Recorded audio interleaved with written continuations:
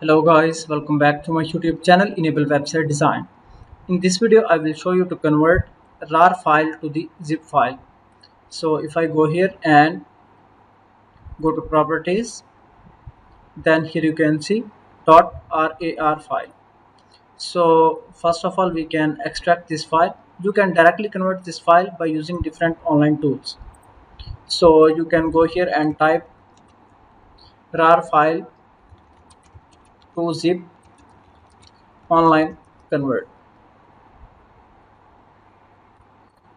So you can use these free tools.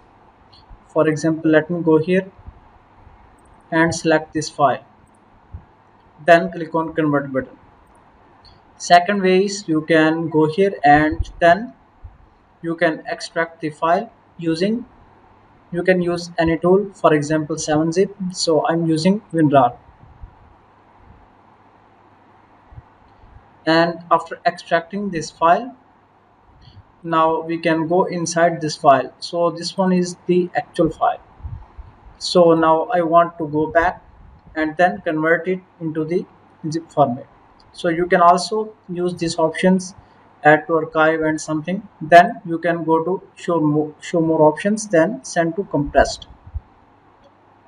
So now it is converted into the zip format.